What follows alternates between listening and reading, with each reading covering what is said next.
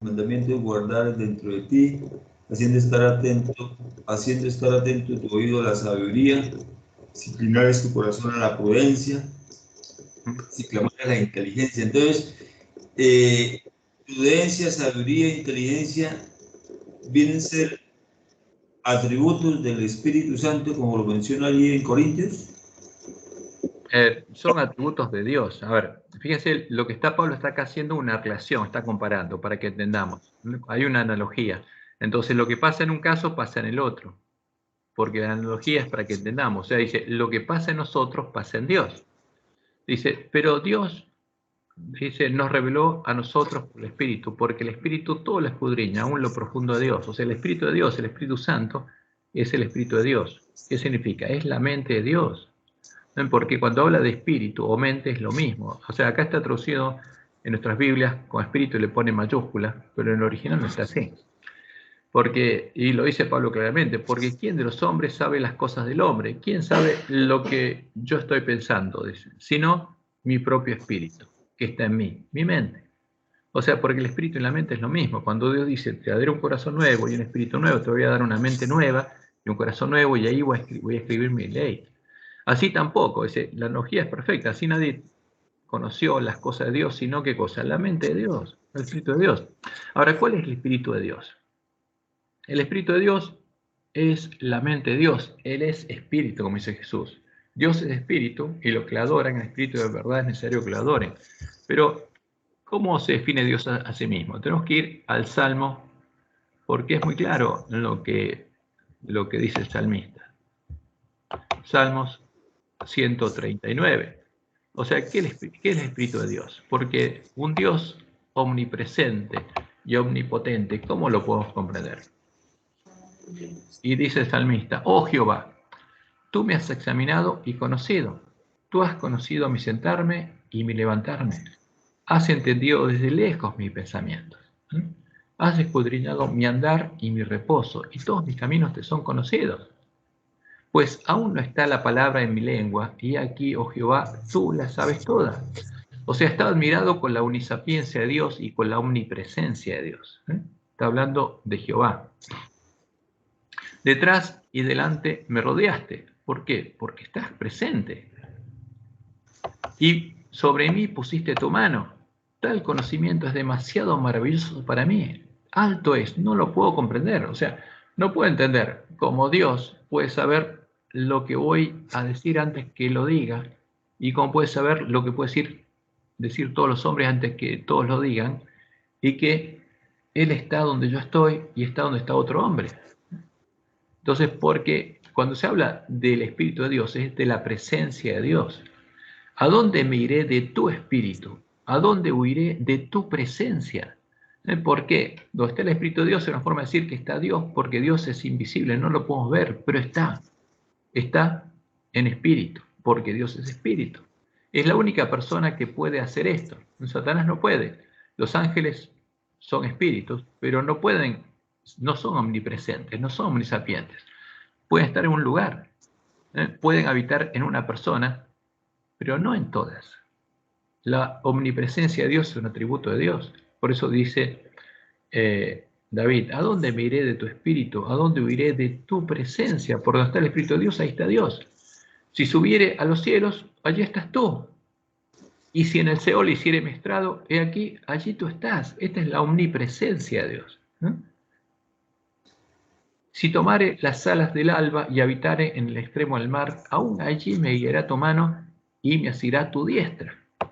Si dijere, ciertamente las tinieblas me cubrirán, aún la noche resplandecerá alrededor de mí.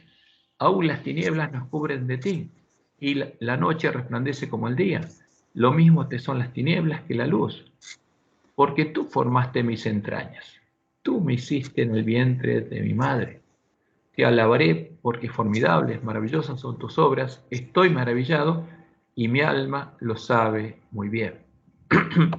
No fui encubierto de ti mi cuerpo, bien en oculto fui formado y entretejido en lo más profundo de la tierra. Mi embrión brilló en tus ojos, y en tu libro estaban escritas todas estas cosas que fueron luego formadas sin faltar una de ellas. Cuán preciosas me son, oh Dios, Me son, oh Dios, tus pensamientos. Cuán grande es la suma de ellos.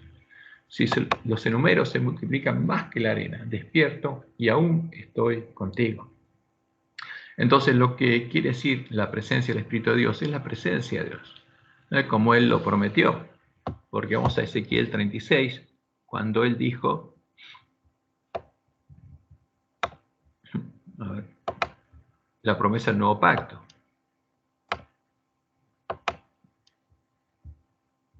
Del 25 al 27.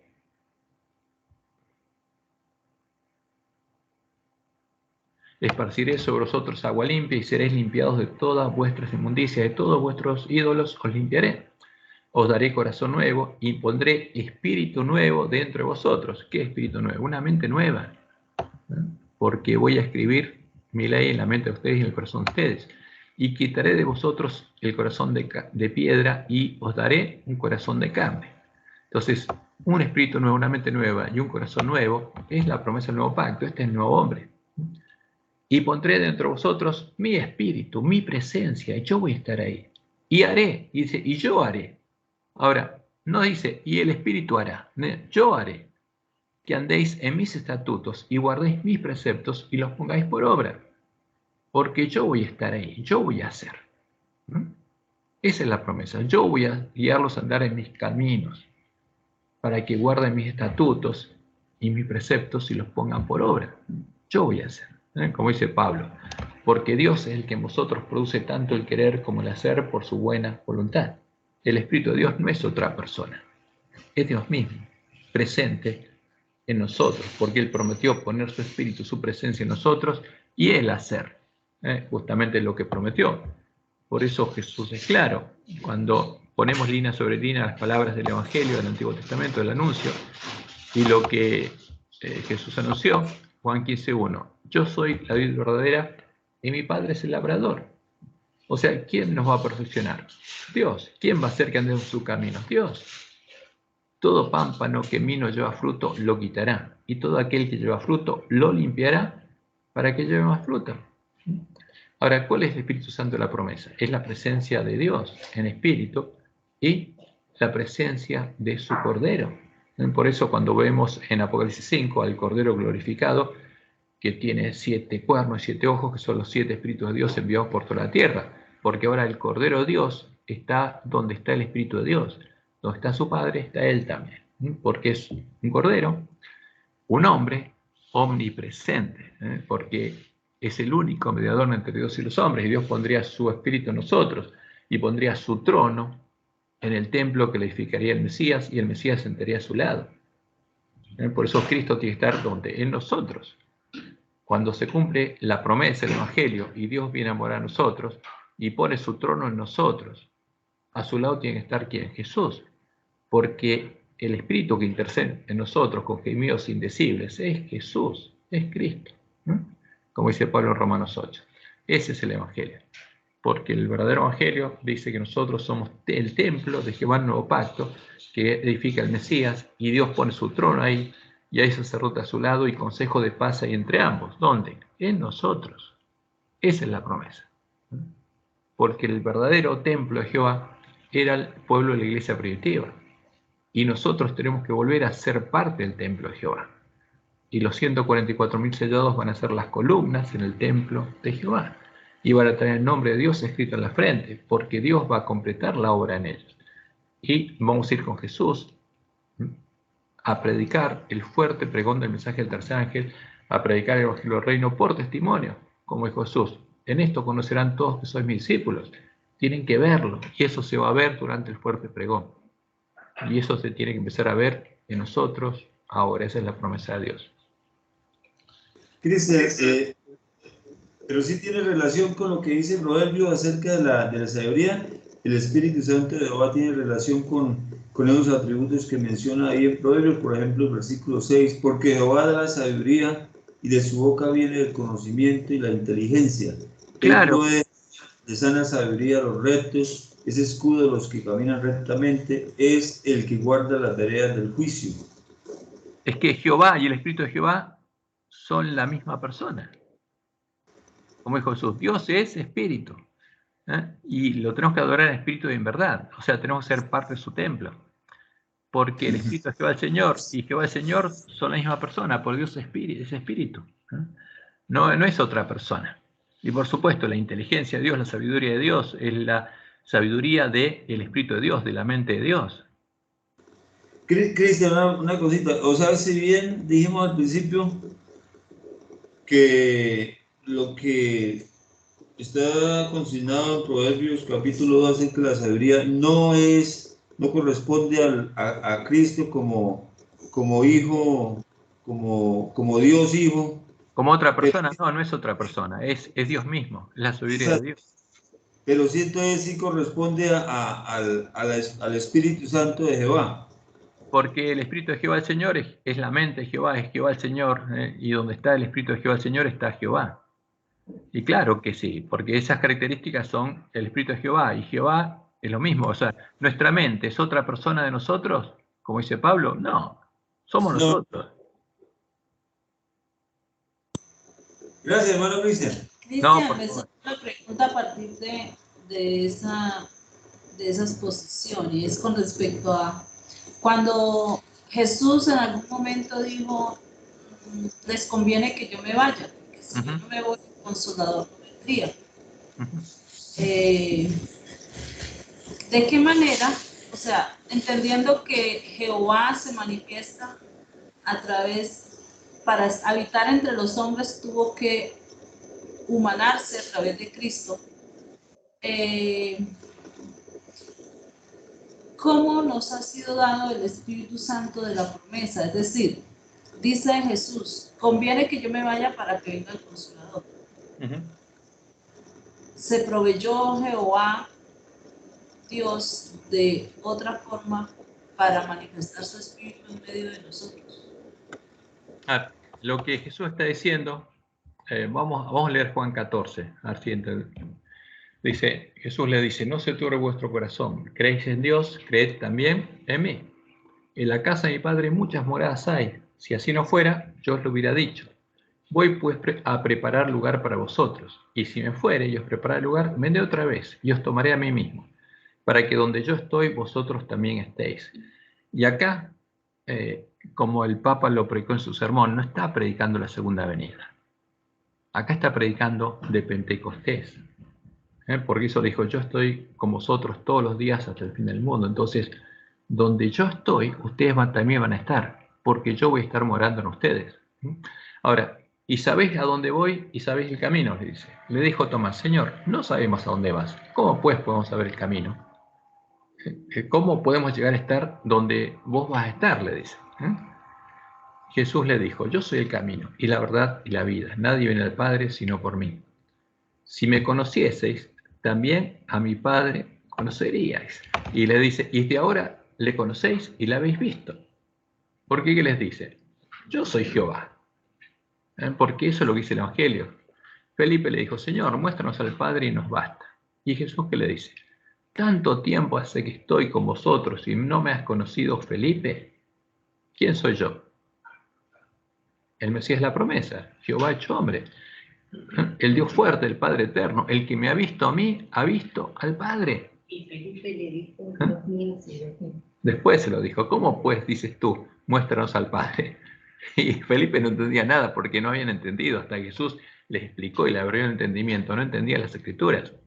¿No crees que yo soy el Padre y el Padre en mí? Por supuesto, Jesús decía, yo soy el templo de Dios, y destruir este templo en 3 días va a ser reedificado.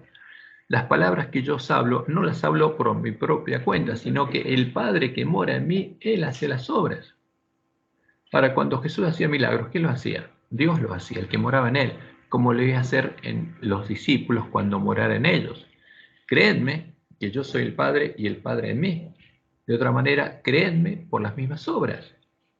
De cierto os digo que el que en mí cree, las obras que yo hago, Él las hará también, y aún mayores hará, porque yo voy al Padre, y después voy a volver. Y todo lo que pidierais al Padre en mi nombre, lo haré, para que el Padre sea glorificado en el Hijo. Si algo pidiereis en mi nombre, yo lo haré. Si me amáis, guardad mis mandamientos, le dice. Y yo rogaré al Padre, y os dará otro consolador, para que esté con vosotros para siempre, el Espíritu de verdad, al cual el mundo no puede recibir, porque no le ve ni le conoce.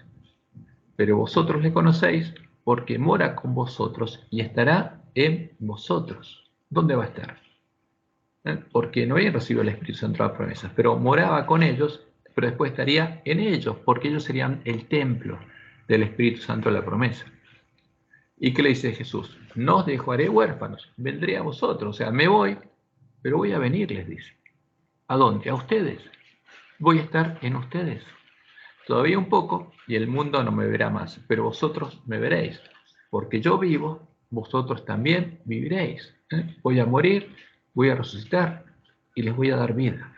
En aquel día vosotros conoceréis que yo estoy en mi Padre, y vosotros en mí, y yo en vosotros. O sea, los cristianos sabían que Cristo estaba morando en ellos, como dice Pablo en Romanos 8. El que tiene mis mandamientos y los guarda, ese es el que me ama.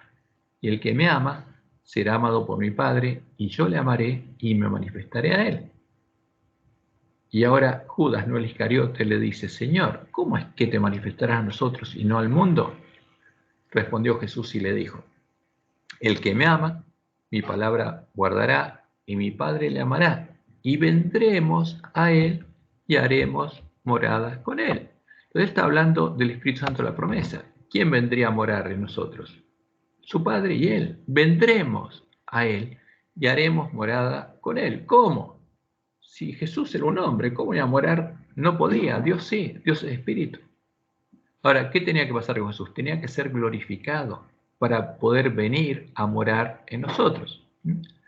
El que no me ama no guarda mis palabras, y la palabra que habéis oído no es mía, sino del Padre que envió. Dice, os he dicho estas cosas estando con vosotros, mas el Consolador, el Espíritu Santo, a quien el Padre enviará en mi nombre, Él os enseñará todas las cosas y os recordará todo lo que yo os he dicho. Entonces acá sí que hay palabras que cambiaron, porque enviará en mi nombre. Jesús está diciendo, yo voy a estar en ustedes, y Padre va a estar en ustedes, vamos a estar en ustedes. No es otra persona, acá sí metieron la mano los sabios de Roma. Entonces, ¿cómo es esa cosa? ¿Cómo es que vendría? Y creo que es Juan 7, a ver si lo encuentro.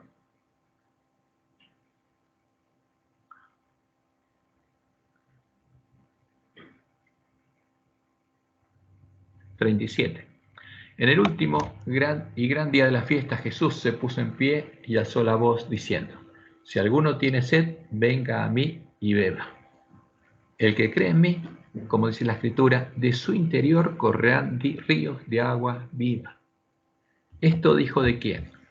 Esto dijo del Espíritu que habían de recibir los que creyeran en él, pues aún no había venido el Espíritu Santo porque Jesús no había sido aún glorificado. O sea, ¿por qué? Porque la promesa era que Dios sea por nosotros. Él iba a estar ahí y a su lado se iba a sentar, ¿quién? El Mesías, cuando venciera. Y habría sacerdote a su lado, ¿no? En el templo de Jehová, que edificaría el Hijo de David, el Hijo de Dios y el Hijo del Hombre. Ahí se sentaría, Dios pondría su trono y habría sacerdote a su lado y consejo de paz habría entre ambos. Ahora, ¿qué significaba que Jesús fuera glorificado? Que un hombre, Jesucristo hombre, fuera omnipresente, que pudiera estar donde está el Espíritu de Dios. Y en Apocalipsis 5, se nos muestra justamente la escena de la glorificación, lo que sucedió justamente cuando Jesús fue glorificado. Y Jesús se lo reveló después, en el año 93, a Juan. Pero, ¿por qué? Porque esperó, porque tenía que mostrar a quienes, los miembros de la iglesia primitiva que en el año 93 se habían enfriado para que volvieran a su primer amor, y volvieron a su primer amor, y después estuvieron en el estado de la iglesia de Esmirna. Pero, ¿qué pasó aquí? Acá es cuando Juan ve la escena de que nadie puede abrir el libro que está cerrado y sellado con 7 sellos. Y uno de los ancianos me dijo, no llores, aquí el león de la tribu de Judá, la raíz de David, el padre de David. ¿Quién es? Jehová. El padre de David, no el hijo de David, el padre de David. Ha vencido para abrir el libro y soltar sus sellos, porque Jehová es el que se hizo hombre. Y miré y vi en medio del trono y de los 4 seres vivientes y en medio de los ancianos estaba en pie un cordero como inmolado, que tenía 7 cuernos y 7 ojos, los cuales son los 7 espíritus de Dios enviados por toda la tierra. ¿Qué quiere decir? Donde está el Espíritu de Dios, está ahora el Cordero, porque es un Cordero que tiene el Espíritu de Dios. O sea, que es omnipresente como Jehová. Por eso, donde Dios pone su trono, puede estar su Cordero. Por eso hay consejo de paz entre ambos. Por eso, moraban, ¿dónde? En los miembros de la iglesia primitiva, como dice Pablo. Llegamos a Romanos 8. Aquí. Hablando justamente de lo que vivían ellos. Versículo 8-9. Mas vosotros no vivís según la carne, sino según el Espíritu. Si es que el Espíritu de Dios mora en vosotros. Y si alguno no tiene el Espíritu de Cristo, no es de él. ¿Quién es cristiano? El que es de Cristo. ¿Y cuál es la condición? Recibir el Espíritu Santo, la promesa, y Cristo está morando en él. Pero si Cristo está en vosotros, ¿dónde estaba Cristo? En ellos. Porque cuando recibían el Espíritu Santo, la promesa, ¿quién venía? Como dijo Jesús, venía el Padre y él venía a morar en ellos. Porque el Espíritu de Jehová el Señor estaba en ellos, moraba en ellos. La presencia de Dios estaba en ellos y también la presencia del Cordero. Porque eso es lo que es un Cordero glorificado, eso es lo que Dios había prometido y lo hizo y lo cumplió. Pero si Cristo está en vosotros, ¿quién está morando en ellos? Jesús. El cuerpo en verdad está muerto a causa del pecado, mas el Espíritu vive a causa de la justicia. Y si el Espíritu de aquel que levantó de los muertos a Jesús mora en vosotros, el que levantó de los muertos a Cristo Jesús vivificará vuestros cuerpos mortales por su Espíritu que mora en vosotros. Así que, hermanos, deudores somos, no a la carne, para que vivamos conforme a la carne, porque el que piensa las cosas de carne va a morir. Pero el que piensa las cosas del Espíritu, ese puede vencer, porque Dios le da poder. Porque si vivís conforme a la carne, moriréis, mas si por el Espíritu hacéis morir las obras de la carne, viviréis. Porque Dios prometió, haré que andéis en mis caminos y guardéis mis preceptos y los pongáis por obra. Pero para eso, ¿qué tenemos que hacer? Pensar. Nuestro pensamiento tiene que estar ahí, no en otra cosa. Porque todos los que son guiados por el Espíritu de Dios, estos son hijos de Dios. Porque ¿quién moraba en ellos? El Espíritu de Dios. Y Cristo estaba en ellos. Porque cuando fue glorificado, donde está el Espíritu de Dios, ahí está también el renuevo de Jehová, Jesucristo hombre, el Cordero inmolado. Esa es la verdad. Entonces, cuando el Espíritu gime e intercede por nosotros con gemidos indecibles, ¿de qué está hablando Pablo? De que Cristo intercede en nosotros, porque Cristo está en nosotros. Y si alguno después dice, no tiene el Espíritu de Cristo, no es de él. Ese es el tema. O sea, el verdadero cristiano está unido a Cristo, está unido a la vid. Yo soy la vid, vosotros los pámpanos. ¿Cómo? Porque Él viene a morar en nosotros. Porque nos hace parte del templo de Jehová. Pero si Cristo no está en nosotros, no somos de Cristo. No somos de Él, no somos verdaderos cristianos. Estamos muertos. Y eso es lo que le pasa al ángel de la Odisea. Pero la promesa es que se va a producir el verdadero revivimiento de la piedra primitiva. Y la promesa, una de las hermosas promesas, la encontramos en Isaías 61. ¿Qué pasa en Isaías 61? Acá está lo que Jesús leyó, y está en Lucas 4, cuando entró a la sinagoga, en su pueblo, en su ciudad. El Espíritu de Jehová, el Señor, está sobre mí porque me ungió Jehová. Y él decía, el Padre que mora en mí, porque Jehová está presente en mí. Porque Jesús fue el primer hombre en el que se cumplió la promesa del nuevo pacto, y Dios escribió su ley en su mente y en su corazón. La diferencia es que la mente y el corazón de Jesús nunca fueron contaminados. El único que escribió ahí fue Dios. Satanás no pudo. El Espíritu de Jehová, el Señor, está sobre mí porque me ungió Jehová. Me ha enviado.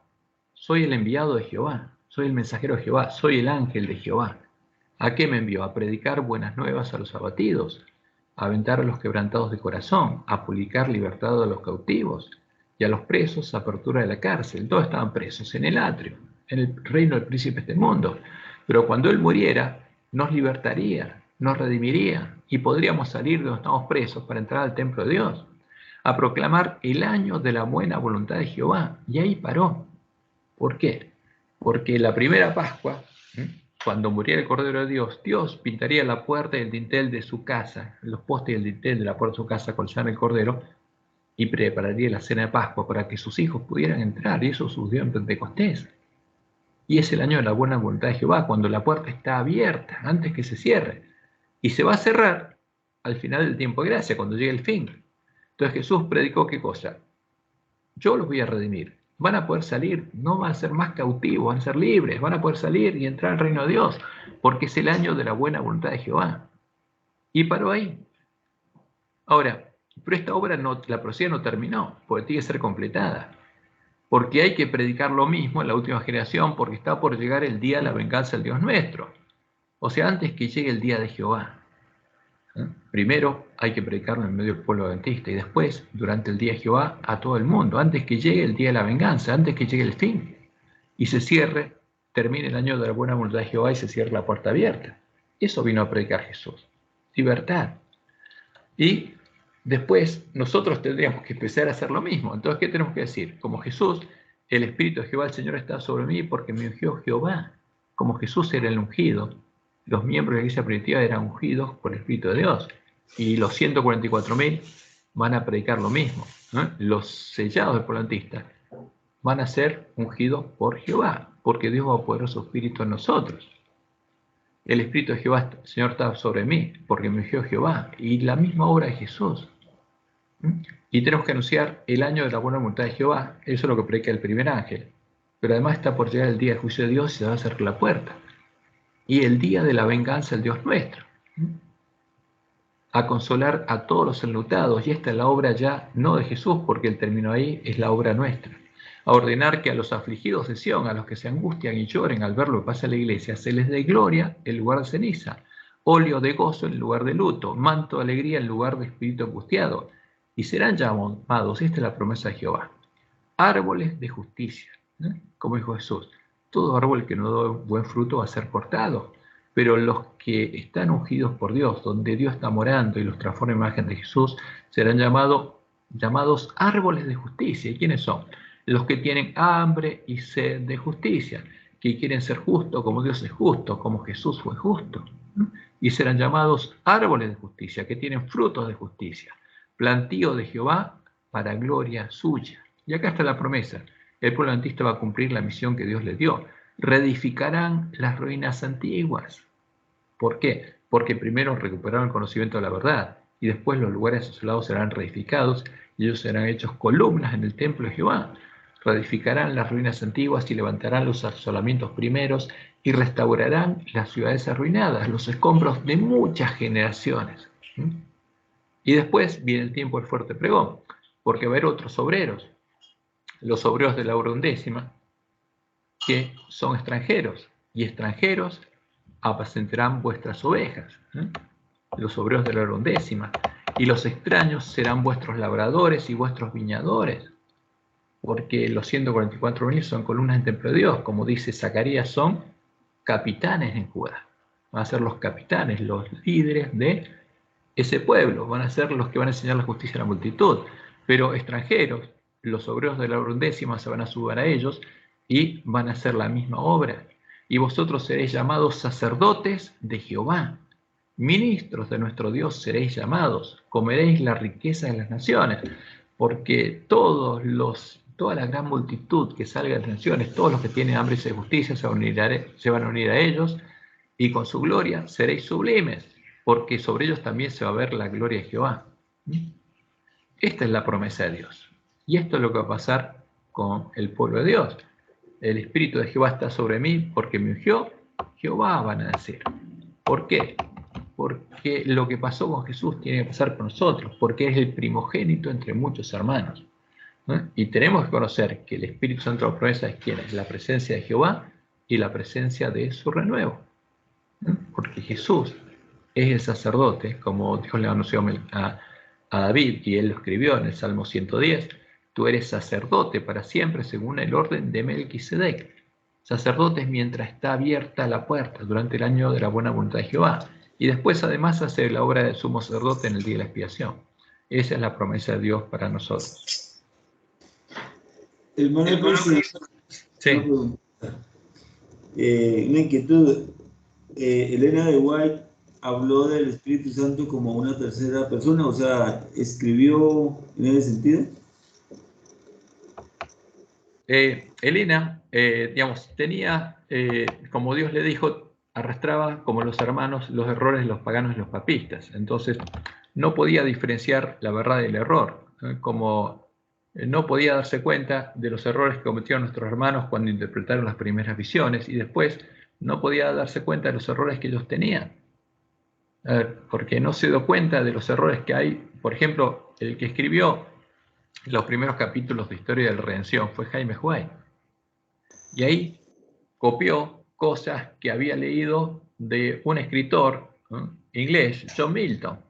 Y son cosas totalmente contrarias a la palabra de Dios, son antibíblicas, pero Elena no se pudo dar cuenta. ¿Por qué? Porque no tenía un conocimiento de la palabra de Dios, porque un profeta no es un vidente, es un mensajero. Cuando Dios le manda un mensaje, lo entrega, pero por ser profeta de Dios, su mente no cambia. El conocimiento de ella no cambia por ser profeta de Dios, si Dios no le revela algo. Y lo que Dios le dijo a ella es que no le iba a revelar a ella justamente la verdad, que la teníamos que encontrar estudiando los mismos escritos que estudiaban los miembros de la iglesia primitiva. Teníamos que arreglar nuestras lámparas, que nuestra fe tenía que basarse en una sí dice Jehová. Y ella simplemente transmitió esos mensajes. Pero no es que, como ella era profeta de Dios, conocía la verdad, no la conocía. Tampoco recibió el Espíritu Santo la promesa, porque Dios le dijo que los que llegaran a recuperar el conocimiento de la verdad serían los que recibirían el Espíritu Santo. Ella era guiada por el Espíritu de Dios cuando Dios le da un mensaje, pero el resto del tiempo era su mente, su conocimiento, los errores que tenía su mente y que no se había deshecho de ellos. Y es así, pues es un verdadero profeta. Los profetas son así, son mensajeros de Dios. No es Dios hablando. Un profeta es un mensajero y solo habla de parte de Dios cuando Dios le da un mensaje. Pero cuando ponemos, como ya dijo, que no usemos sus testimonios para hacer doctrina, porque él sabía que había errores y que Dios no había dado ningún testimonio adicional aparte de la Biblia para que basemos nuestra fe en ellos, y fue muy clara en sus instrucciones, y nosotros las seguimos, y podemos encontrar la verdad en la Biblia, porque el objetivo que Dios tenía por medio de Elena es darnos una luz que alumbrará el lugar oscuro, porque nos anunció lo que estaría pasando en nuestra iglesia y nos ayudó a entender cómo tenemos que arreglar nuestras lámparas.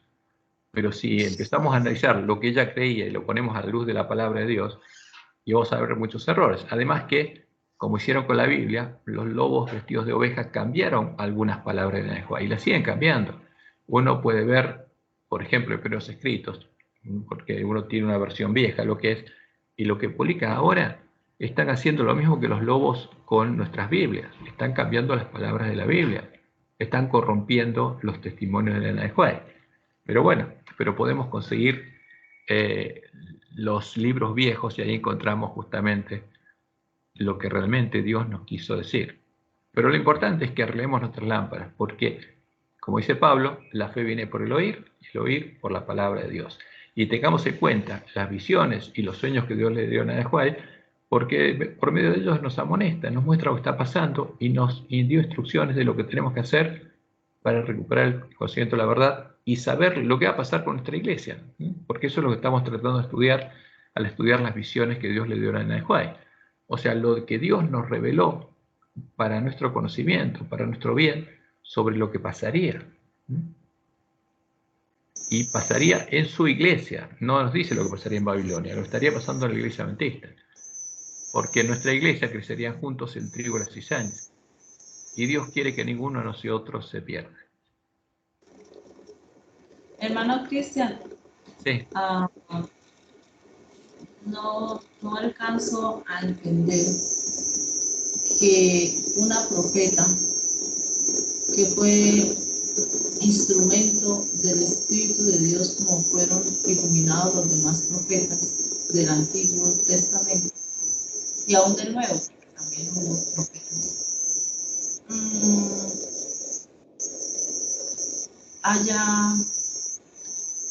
haya hablado de una doctrina tan delicada como sería la doctrina de la Trinidad, porque los escritos de la White hablan del Padre, del Hijo y del Espíritu Santo como tres personas diferentes. Entonces, decir hoy que que ella era la profeta, pero que en eso, o sea, es como contradictorio, ¿no le parece? No, no es contradictorio, porque si uno lee todo lo que Dios anunció, ¿no?, y lo que Dios mismo le reveló a ella y dijo por medio de ella, y le mostró a ella que ella no conocía la verdad.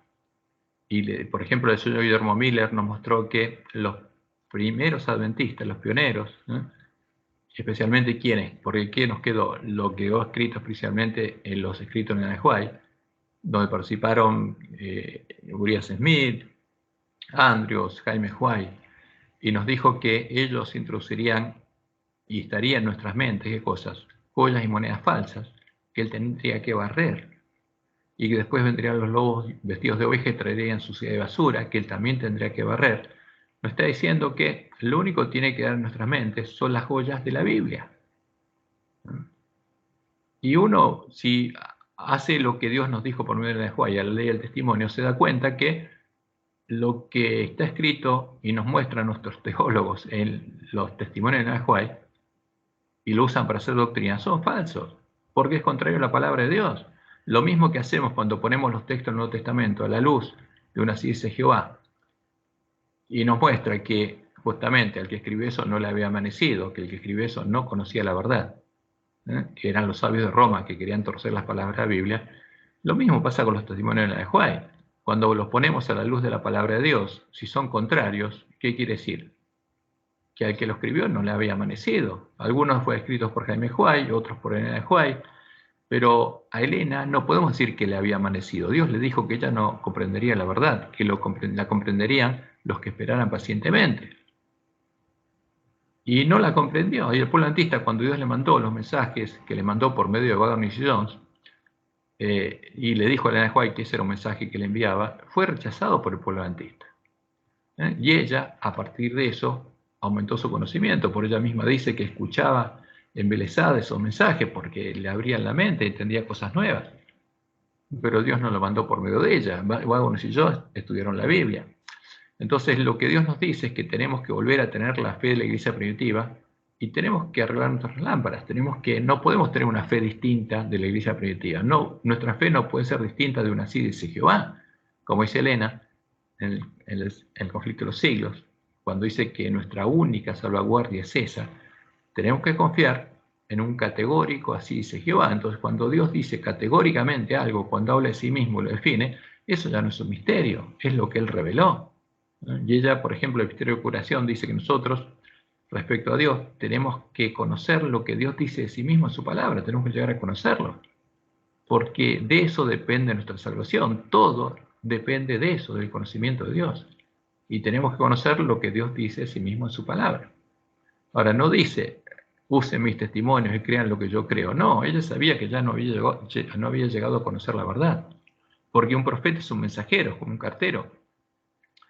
Entonces, como cuando un profeta entrega un mensaje, no le podemos preguntar al profeta qué quiso decir el que envió el mensaje. El cartero no sabe qué significa. Simplemente lo entrega. Y Dios le dio a ella sueños y visiones para que nosotros la estudiáramos y la entendiéramos en este tiempo, pero no le dio doctrina. Él dijo claramente que no tenemos otra fuente de doctrina aparte de la palabra de Dios, aparte del Antiguo Testamento, ¿no? Porque la doctrina de la iglesia primitiva está basada en el Antiguo Testamento. Y le mostró que las palabras de la Biblia habrían sido cambiadas por los sabios de Roma para reflejar su doctrina, pero no le dijo qué palabras habían sido cambiadas. Por eso podemos ver que Elena usó todas las palabras, incluso las de los sabios de Roma, porque no había arreglado su lámpara, no se daba cuenta de cuáles eran los errores. Y vemos los textos de la Biblia que ahora podemos darnos cuenta que fueron corrompidos por los sabios de Roma, y ella los usó sin darse cuenta que eran los que habían sido corruptos, porque Dios le dijo que el hombre de escobilla haría su obra ¿cuándo? En la última generación, no la haría con ella. Ese es el tema. Entonces nosotros tenemos que entender lo que es un profeta, cómo Dios instruyó a los profetas a actuar. Por ejemplo, cuando estudiamos el ejemplo de Natán, porque Natán era un profeta de Dios, pero Natán no sabía la voluntad de Dios, porque era un mensajero. Entonces, cuando David le dijo que él quería hacer una casa para Dios, se puso contento Natán y le dijo, sí, anda adelante, que Dios, que Jehová está contigo. Pero eso es lo que pensaba Natán. Pero no era lo que Dios quería hacer. Y esa noche Dios le dio un sueño y le dijo que David no iba a edificar el templo. Pero sí, lo iba a edificar, el verdadero templo lo iba a edificar el Mesías. Le dio la promesa de que de él iba a venir el Mesías. Entonces, pero esa es la verdad. O sea, tenemos que ver en Ajuay no como, digamos, Roma quiere que lo veamos y los lobos quiere que la veamos, para poder usar sus testimonios para hacer doctrina y engañarnos. Porque hay muchos errores ahí. Sino como Dios quiere que la veamos, como mensajero suyo. Y que los mensajes de él son los sueños y las visiones que le dieron a Ajuay, que nosotros entenderíamos en este tiempo. Y que tenemos que seguir las instrucciones que él nos dio, ¿no? Porque nos mostró lo que estaría pasando en nuestra iglesia y nos dijo cuál era nuestra misión y qué teníamos que hacer, cómo arreglar nuestras lámparas. Y esa es nuestra tarea. Entonces, cuando uno encuentra los claros y rotundos, así dice Jehová, donde él se define a sí mismo en su palabra, ¿qué quiere decir? Que no hay ningún misterio sobre eso. Está definido. Y cuando aparece Roma y define la Trinidad y dice el misterio de la Trinidad, es una mentira más grande que una casa, que un edificio, que una montaña. Es una mentira. Es una mentira de Roma. Y esa mentira, como vemos en la historia, los llevó a conocer las profundidades de Satanás porque estaban adorando un ídolo, estaban adorando la falsa roca que son dioses. Entonces, si uno adora a al mismo Dios que Roma y que pasó profeta, se va a hacer habitación de demonios, porque al adorar a un ídolo se hicieron habitación de demonios. Por eso es la amonestación. Si alguno adora a la bestia y a su imagen, ¿y cuál es su imagen? La abominación desoladora. No podemos adorarle. Tenemos que conocer la verdad y adorar al Dios verdadero. Por eso Dios nos envía al profeta Elías. ¿Qué pasaba en el tiempo de Elías? Acá, el rey de Israel, para hacer la paz con el enemigo, con el rey de Tiro y Sidón, al que Dios en la profecía toma como Satanás, se había casado con la hija de Satanás. ¿Con quién? Con Jezabel, con la Iglesia Católica. Se unió a la Iglesia Católica, los dos apóstatas se unieron a la Iglesia Católica y ahí se corrompieron, llegaron a conocer la profundidad de Satanás, hicieron habitación de demonios. Ahora, Jezabel nos mandaría a nosotros lobos vestidos de ovejas. ¿Para qué? Para que nos diga a beber de su vino. Y Jesús lo anunció. ¿Y cuál es el vino de Babilonia? Y empezando por la Trinidad. Entonces, cuando en nuestras creencias fundamentales está el vino de Babilonia, ¿es por qué? Porque se cumplió la profecía. Y toda la tierra se maravilló en pos de la bestia y está adorando al dragón. Entonces, ¿por qué Dios le mandó al profeta Elías? Para que, como en el tiempo de Israel, se dé cuenta de la diferencia entre Jehová y Baal. Porque Jehová es el único Dios verdadero, y para que conozca la verdad y conozca el verdadero Mesías, porque lo único que conoce el pueblo antista es la mentira que puso Roma en lugar de la verdad. Porque cuando Lutero salió de Roma no se dio cuenta de que estaba adorando un ídolo, se dio cuenta de que Roma era Babilonia y que tenía y estaba vendiendo la salvación con indulgencia, y dijo, no, la salvación es por gracia, no puede ser vendida, es gratuita, y somos salvos por gracia y por la fe, porque Dios se la asigna gratuitamente al que tiene fe en él. Entonces Lutero empezó a darse cuenta de las barbaridades que hacía Roma, pero nosotros tendríamos que recuperar todo el conocimiento de la verdad para volver a ser parte del templo de Jehová, ¿no? Para que el Espíritu de Jehová el Señor esté en nosotros como estaba en Jesús, para que seamos ungidos por Él, para que la promesa de Isaías 62 sea realidad, porque primero tienen que ser edificados lugares desolados y después, dice Jehová, que se va a ver su gloria en todo el mundo. Levántate, resplandece, porque ha venido tu luz, y la gloria de Jehová nació sobre ti, porque aquí que tinieblas cubrirán la tierra, y oscuridad en las naciones, mas sobre ti amanecerá Jehová, y sobre ti será vista su gloria. ¿Qué nombre va a tener escrito los 144.000 sellados en la frente? El nombre de Dios, el nombre de Jehová, el nombre del Cordero.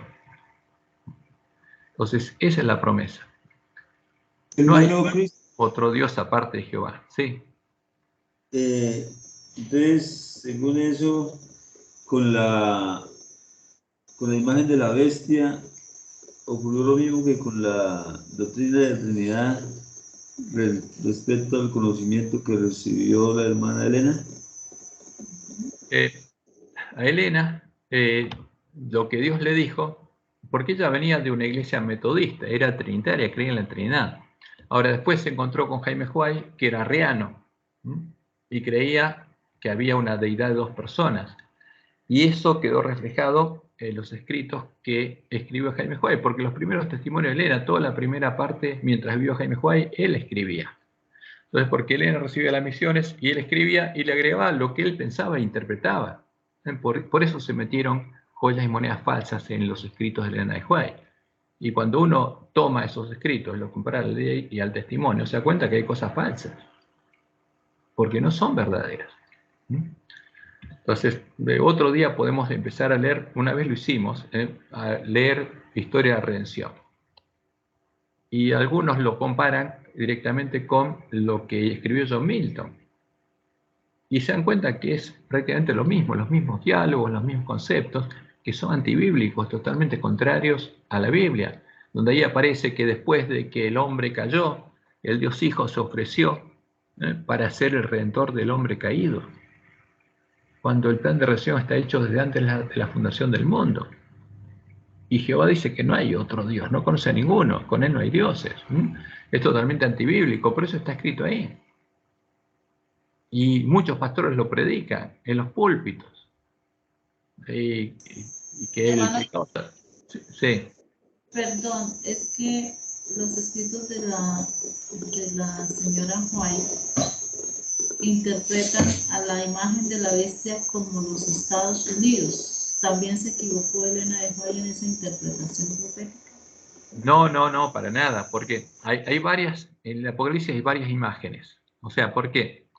Lo que ella dice es que la bestia que se forma en Estados Unidos va a ser una imagen de la bestia romana.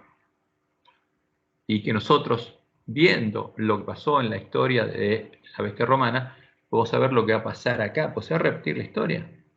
Entonces, ¿qué pasó durante el tiempo de la bestia romana? Hubo una ley dominical pasiva y una ley dominical activa. Entonces, ella dice, para que en los Estados Unidos se forme una nueva bestia, tiene que pasar lo mismo que pasó en la bestia romana, que la religión romana, la ramera romana se subió en el monte romano para perseguir al pueblo de Dios, declarando hereje y para extirpar la herejía. Entonces, y que cuando nosotros veamos en la historia lo que pasó, vamos a entender y vamos a comprender claramente los pasos que se están dando ahora para formar una bestia en Estados Unidos. Entonces, ¿qué nos dice? La bestia que se forma en Estados Unidos va a ser una imagen de la bestia romana. Ahora, esa es una imagen de la bestia romana, pero en Apocalipsis aparecen varios conceptos de imagen de la bestia. Entonces, una es la imagen en la que adora a la bestia romana, que es el Dios falso. Y otra cosa es la imagen de la bestia que se va a formar en Estados Unidos, que va a ser un monte, lo siente una ramera, y que va a ser las mismas cosas que hizo la bestia romana. Por eso cuando nosotros vemos qué hizo la bestia romana, nos damos cuenta que va a pasar ahora. Está la ley dominical pasiva, en el 321, donde se decreta el descanso dominical obligatorio, y Elena dice que cuando eso pase, no es un problema para el pueblo de Dios, el problema va a estar cuando esté la activa, que nos obliguen ¿a qué? A adorar. ¿Y a qué obligó a adorar la bestia romana? Entonces, cuando uno va a la historia, vamos a buscarlo,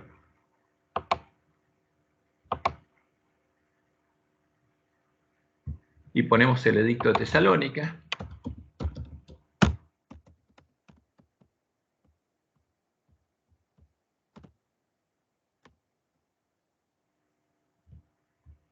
el 27 de febrero del 380, Teodosio promulgó el edicto de Tesalónica, mediante el cual el cristianismo se convirtió en la religión oficial del imperio.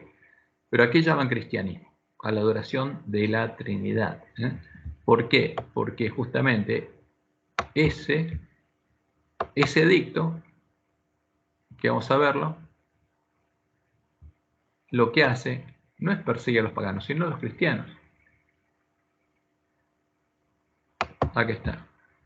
A ver si lo podemos ampliar, lo vamos a ampliar.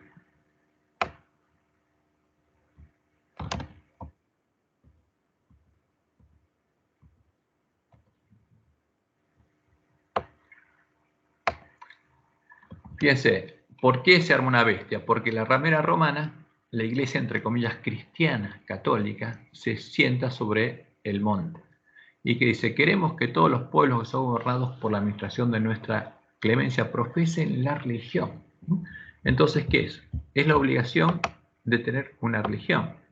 ¿Y qué es la religión? La adoración de un Dios. Porque una religión une a un hombre ¿con quién? Con un Dios. Entonces, el imperio obliga a tener una religión a todos los hombres. Esto lo escribió Jerónimo Estridón, el que escribió la Biblia católica. Que el divino apóstol Pedro dio a los romanos, que hasta hoy se ha predicado como la predicó él mismo. Es mentira. Y que es evidente que profesan el pontífice Dámaso. ¿Por qué? Porque ya había papa. Porque pontífices eran los de la religión pagana del Imperio Romano.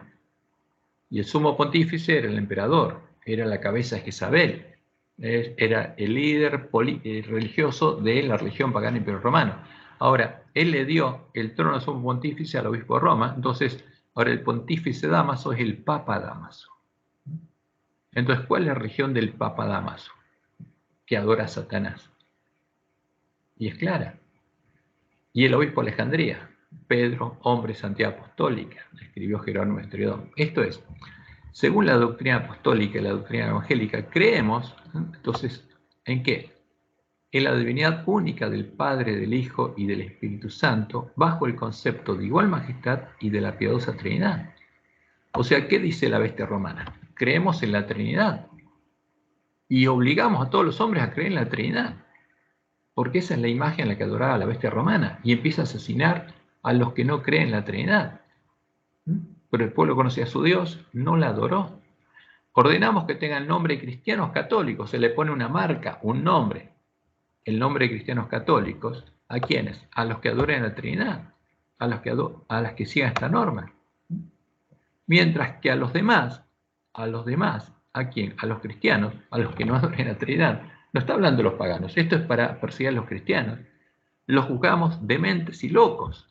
¿Y qué pasa? Un demente y loco pierde sus derechos civiles y son despojados de sus propiedades. Entonces, si no adoras la Trinidad, no puedes comprar y vender. Y te despojamos de todos tus bienes. Ahora, si adoras la Trinidad, recibís la marca, el nombre cristiano católico, y puedes seguir comprando y vendiendo. Sobre los que pesará además la infamia de la herejía y los declara herejes. Y declara la herejía un delito penal. Sus lugares de reunión no recibirán nombre de iglesias. ¿Quiénes? Los cristianos que no adoren a la Trinidad. Vamos a prohibir que sus lugares de reunión sigan funcionando y se llamen iglesias. Y será objeto primero de la venganza divina, la venganza del Dios de la Trinidad. Y después serán castigados. Entonces, ¿qué hace la bestia romana? Empieza a perseguir y asesinar a los verdaderos cristianos por nuestra propia iniciativa que adoptaremos siguiendo la voluntad celestial. ¿La voluntad de quién? Del Dios de Roma, el Dios de la fortaleza, la voluntad de Satanás. Porque la bestia romana era una de las cabezas del dragón. Ahora, ¿qué pasó? ¿Los verdaderos cristianos adoraron a la Trinidad? No, no la adoraban, es evidente. No adoraban al Dios de Roma. Entonces Roma persiguió, asesinó y se embriagó de la sangre de los mártires de Jesús porque no adoraban a su Dios. La Trinidad es un ídolo, es evidente. Es la imagen en la que adora la bestia. Es la abominación desolador, porque asesinaron a los miembros de la iglesia primitiva y echó por tierra el lugar santuario de Dios y la verdad en defensa de la abominación desoladora, en defensa de la Trinidad. Y eso es claro. La Trinidad es un ídolo. Y el que adoraba a este ídolo llegaba a conocer, porque tenía la doctrina de Jezabel, que es la doctrina de la Trinidad, llegaba a conocer las profundidades de Satanás. Y es un hecho histórico, no se puede negar. Porque la ramera se embriagó de la sangre de los mártires de Jesús en defensa de la Trinidad, que Roma dice que es la doctrina fundamental de la Iglesia Católica, con la que fue fundada por Constantino y los apóstatas, y es verdad. Pero no es el Dios verdadero. Y los sabios de Roma trataron de cambiar las palabras de la Biblia para reflejar ¿a quién? A la Trinidad. Y en nuestra iglesia, ¿qué se adora ahora? A la Trinidad. ¿Por qué? Porque Babilonia le dio a beber al pueblo adventista del vino el furor de su fornicación. Porque es la profecía. Y por eso ha caído Babilonia. Porque a la única nación a la que Dios había levantado, como Jesús dice, en ese tiempo el reino de los cielos será semejante a las 10 vírgenes que salieron a recibir al esposo, A esas vírgenes les dio a beber su vino. Por eso cayó Babilonia. Porque le dio a beber al polantista el vino furioso de fornicación. Porque el pueblo de la iglesia primitiva no adoraba la Trinidad. Y eso es evidente. Porque eso es lo que anuncia la profecía. Si vamos a Daniel 11, en el 30, anuncia lo que pasaría cuando llegaría el tiempo de la apostasía. Primero, anuncia la persecución al pueblo cristiano cuando el rey del norte se contrista. Y como dice Jesús, tendréis 10 días de tribulación, porque vendrán contra él naves de Quitín. Quitín es fuera de las fronteras del interior, y el rey del norte se contristará. Y volverá y se enojará contra el pacto santo. Porque ¿cuándo se enojó? Cuando vemos en la historia, Diocleciano, ¿no? Digamos, aconsejado por su yerno Galerio, que era corregente de él, van a consultar al Dios de ellos para ver qué pasa, porque las fronteras de ellos se habían vuelto inestables y lo estaban atacando de todos lados, porque venían a pelear contra ellos, contra el Imperio Romano, al que nadie antes se le animaba. Y van a consultar ¿a quién? A Apolo, al que Jesús dice en Apocalipsis que es el ángel del abismo. Van a consultar a Satanás. Van a consultar al oráculo de Apolo en Dídima. ¿Y qué le dice Apolo? Que él no puede defenderlo porque ellos permiten que haya cristianos en el imperio. ¿Qué les dice? Extermínenlo. Y entonces Diocleciano decreta el exterminio de los cristianos el año 303 después de Cristo. Y por 10 años son perseguidos, asesinados. Pero como Dios les mostró en el Joel la visión del gran conflicto, cuando Satanás se da cuenta que así no va a lograr exterminar la iglesia, cambia de plan y busca corromperla. Entonces se le aparece a Constantino, se le aparece con la imagen del sol, con una cruz en el medio, y le dice, con este signo vencerás. Y le dice, yo soy Cristo, yo tu Dios, el sol, Apolo, Mitra, soy Cristo, ¿no? Porque ese es el símbolo de Satanás. Y dice, con este símbolo vencerás. Y ese símbolo es introducido en la Iglesia Católica. Y los apóstatas crean la doctrina por la cual hay un Dios Padre, un Dios Hijo y un Dios Espíritu Santo. 3 personas que, porque eso lo quería Constantino, porque el Dios Hijo fue engendrado del Dios Padre en su esencia y su sustancia. Entonces, para convencer a Constantino a, digamos, satisfacer el deseo constantino de ver reflejado su Dios como cristiano, al Dios pagano, o sea, la imagen de Zeus la llaman Dios Padre. La imagen de ¿quién? De Apolo, el Dios Hijo, que entró en la esencia y la sustancia del Dios Padre, la llaman Jesucristo. Y crean una nueva persona, porque el mensajero de ellos, Hermes, es el Espíritu Santo, ¿no? El mensajero alado. Pero ahí viene la disputa arriana y trinitaria, y como no se ponían de acuerdo, Constantino dijo, bueno, ¿en qué estamos de acuerdo?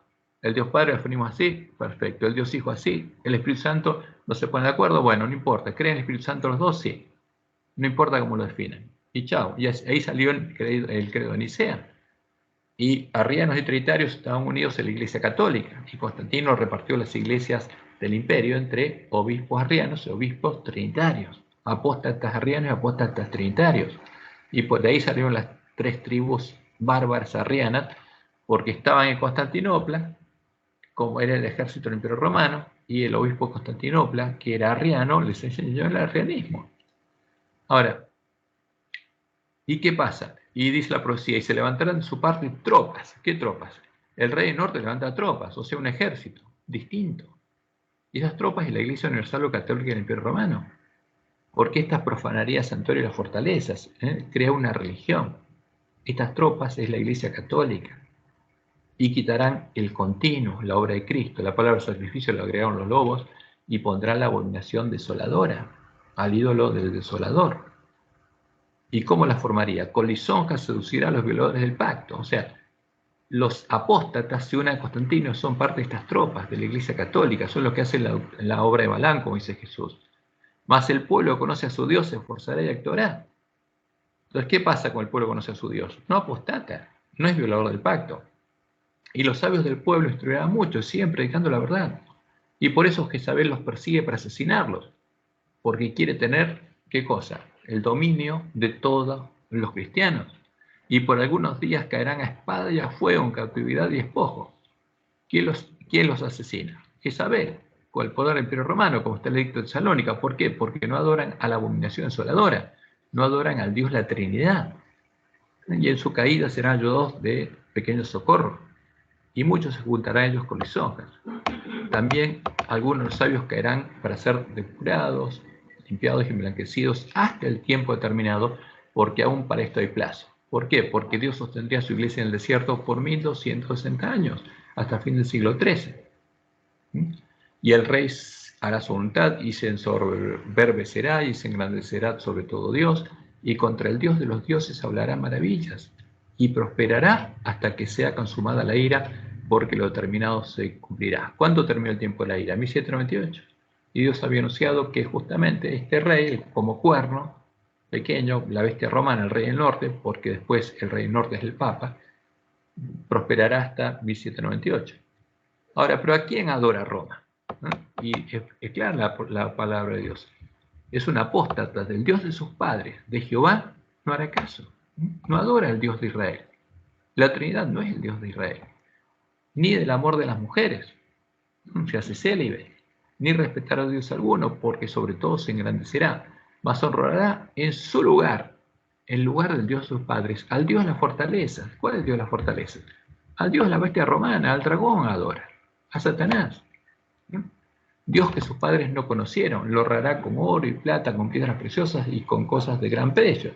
Las imágenes de oro que se hace del sol y todo, de Apolo, de Mitra, y la llama Cristo. Con un Dios ajeno. ¿A quién adora el Papa? ¿A Jehová? No. ¿El Dios de la Trinidad es Jehová? ¿El Dios de Israel? No. Es el Dios de la bestia romana. Es un Dios ajeno. Es un ídolo. Se hará de las fortalezas más inexpugnables y colmará de honores a los que le reconozcan, y por precio repartirá la tierra. Entonces, por eso, como Dios nos dijo por medio de Elena, tenemos que ver en la historia el cumplimiento de la profecía para entender qué pasó. Tenemos que oír las palabras de la profecía. Tenemos que oír lo que el Espíritu dice a las iglesias, entender cómo se cumplió en la historia, justamente cómo se cumplió la profecía de las 7 iglesias en la historia, para ver qué pasó y entender cuál es el Dios de Roma. ¿Qué es la Trinidad? ¿Es la abominación desoladora? ¿Qué es la doctrina de la Trinidad? Es la doctrina de Jezabel. Y el que tiene esa doctrina llega a conocer las profundidades de Satanás, porque se hace habitación de demonios. El Jesús definido en la doctrina de la Trinidad es la puerta ancha. Por eso Jesús en su sermón profético nos dijo, y en el sermón del monte nos dijo, tuviéramos cuidado, que busquemos la puerta estrecha hasta encontrarla, que busquemos la puerta abierta, y que no entremos por la puerta ancha que estaría puesta frente a nosotros, porque habrían venido a nosotros lobos vestidos de ovejas, siervos de Jezabel. ¿A qué? A traer la comida y la bebida a los borrachos, a darnos a beber del vino de Babilonia. Y la profecía se cumple. Lo que tenemos en nuestra iglesia es un ídolo. La doctrina de la Trinidad es la doctrina de Jezabel, y el que tiene esa doctrina llega a conocer las profundidades de Satanás. Por eso muchos adventistas, los que rechacen el mensaje de Elías, el mensaje de Dios, van a entrar por la puerta ancha y se van a convertir en habitación de demonios y van a llegar a conocer las profundidades de Satanás, y cuando sean separados del trigo de la cizaña van a ser plantas de cizaña maduras. Por eso es un tema muy delicado. Por eso el mensaje de Elías. Porque el Dios de Israel no cambia, como dice Pablo. Jesucristo, el verdadero, es el mismo, ayer y hoy y por los siglos. ¿Y quién es? Es la roca que guió a Israel de Egipto a Canaán, es Jehová. En cambio, a lo que adora Roma es una abominación, adora al Dios de la fortaleza, es la abominación desoladora, y asesinó al pueblo de Dios en defensa de este Dios ajeno. Ese es el tema. Y la profecía, como dice Elena White, a partir del versículo 40, se cumple la última generación, porque esto es lo que tiene que cumplirse. Y se está cumpliendo en nuestros días, y Apocalipsis 12 se cumple en el tiempo de angustia, cuando se levante Miguel y vaya a la batalla con los 144.000 sellados. Pero la profecía es clara, y la historia es clara. El Dios de la Trinidad es la abominación desoladora de la que habló el profeta Daniel. El Jesús describió en la Trinidad es la puerta ancha y el camino espacioso que lleva a la perdición. La doctrina de la Trinidad es la semilla de la cizaña. No es el verdadero Jesús, no es la semilla de trigo, es la cizaña. Y de ahí solo sale un hijo, no de Dios, sino un hijo del príncipe de este mundo. Porque eso es lo que pasó con que llegaron a conocer las profundidades de Satanás y asesinaron a los verdaderos cristianos que, como Dios les mostró en el Juay, elevaban la bandera un blanco puro que decía pureza y santidad a Jehová. La bandera que Dios le dio al pueblo adventista, no la Trinidad. porque la otra es la bandera negra de los paganos, que elevaron los paganos para perseguir y asesinar a los cristianos, y los apóstatas que se unieron a los paganos para asesinar a los que llevaban la blanca. Es la bandera negra de los paganos la Trinidad. Es la bandera de Satanás que, como dice Elena de White, estaría en medio de la iglesia adventista. Esa es la realidad, eso es lo que Dios le mostró a Elena de White. Esa es la profecía que le dio. No nos dejó sus testimonios para entender doctrina, sino para entender profecía, porque por medio de ella anunció profecía. Y por medio de ella nos instruyó a ir a la Biblia, porque no hay otra fuente de doctrina, a la ley y al testimonio. Un categórico, así dice Jehová. Bueno, espero no verlos aburridos, pero esto es lo que es claro y evidente. El Dios de la Trinidad es un ídolo. Y nuestra iglesia está en apostasía, como Dios dijo, está en la última apostasía, en la omega de las apostasías. Y en nuestra iglesia no solamente se introduciría el alfa de las herejías mortíferas, que es la doctrina de la Trinidad, como dice Elena, la primera doctrina justamente falsa sobre la presencia y la personalidad de Dios, sino también la omega, la que haría que muchos adventistas entraran por la puerta ancha. Y como dijo Jesús, muchos espíritus demonios se presentaran ante ellos y le dijeran, yo soy el Cristo, y hablaran con nosotros. Y ellos siguieran a los demonios pensando que es Jesús. Y eso está pasando en nuestra iglesia también. Pero bueno, es todo lo que Dios nos advirtió está ocurriendo. Y por eso hay que despertar a nuestros hermanos. Hay que mostrarles lo que pasó en la historia, lo que es la verdad bíblica, una así dice Jehová, y cuáles son los errores que nosotros tenemos y los que tenemos que deshacer. Bueno, espero que